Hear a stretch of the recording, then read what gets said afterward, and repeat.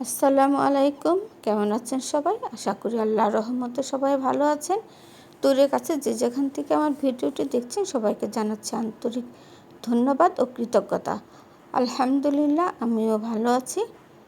আজ আমি একটি আচারের রেসিপি তৈরি করব। দেখি হয়তো বুঝতে পেরেছেন, কিন্তু আমি কোনো আম দিয়ে এই রেসিপিটা করব না বা আচারটা তৈরি করব না। আমি এই আচারটা তৈরি করব আমের খোসা দিয়ে।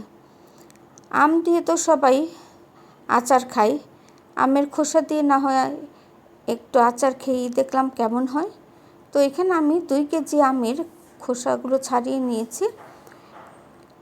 এখন এগুলোকে খুব ভালো মতো ধুয়ে নিয়েছি। ধুয়ে নিয়ে আমি এখন একটি হাঁড়িতে পানি দিয়ে তারপর সিদ্ধ করে নিব।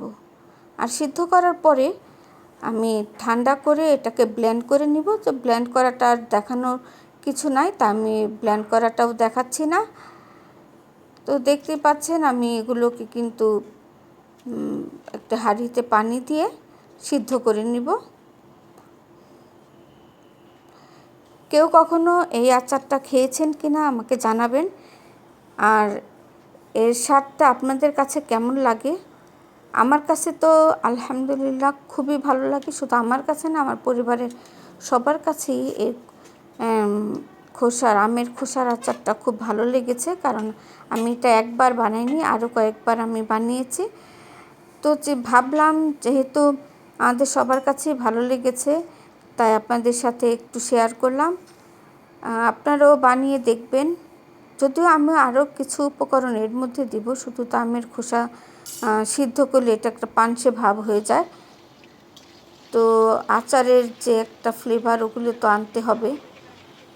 তো এখানে আমি একটি কড়াইতে তেল গরম করে তারপরে দিয়ে দিয়েছি রসুন কুচি। রসুনগুলোকে আমি হালকা থেতলে নিয়েছি। আর এগুলো হচ্ছে সেই আমের খোসার যে ব্লেন্ড করে রেখেছিলাম আগে থেকেই, সেই খোসাগুলোকে আমি এখানে দিয়ে দিয়েছি বা পেস্টগুলোকে দিয়ে দিয়েছি। পেস্টগুলোকে আমি তেলের সাথে আর রসুনের সাথে খুব ভালো মতো মিশিয়ে নিব।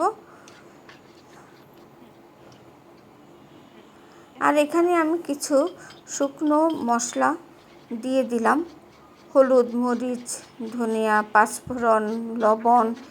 তো এগুলোই আর কি। এগুলো আমি আসলে সব স্ক্রিনে লেখা আছে, আপনার একটু কষ্ট করে দেখে নেবেন।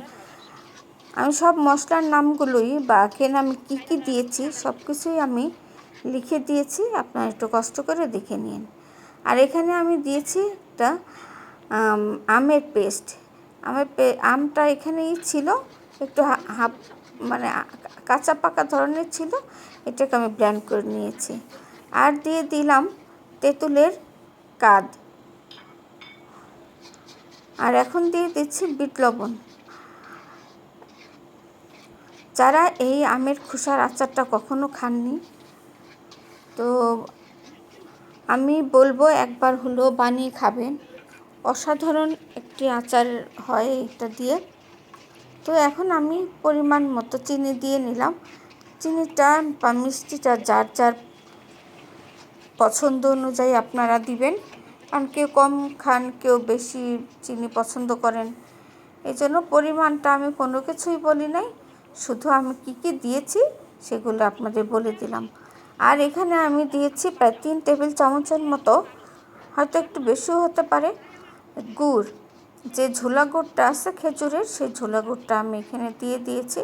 তাহলে কালারটা খুবই ভালো আসে, মানে একটা চকলেটি কালার। যখন আমি আচারটা আপনার শেষ পর্যন্ত দেখবেন, তখন আপনারা দেখতে পারবেন যে আমার আচারটা একদম চকলেটি একটা কালার হয়েছে। পানমিস আচারের যে একদম শুকনো আঠালো একটি আচার হয় সেরকম। তো দেখতেই পাচ্ছেন আমার আচারটা কিন্তু একদম পুরোপুরি তৈরি হয়ে গেছে। আর আঠালো দেখুন, একদম আঠালো হয়ে এসেছে। আর কড়াইতে থেকে কিন্তু একদম ছেড়ে দিয়েছে। আর তেল বোঝাই যাচ্ছে যে তেল আমি যে দিয়েছি সে তেলটাও কিন্তু একটু উঠে এসেছে।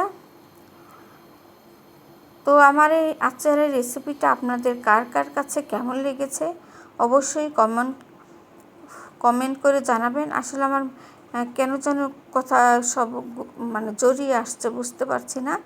তো ভুল ত্রুটি মাফ করে দিবেন। তো আচারের ফাইনাল লুকটা আপনারা একটু দেখে নিন কেমন হয়েছে।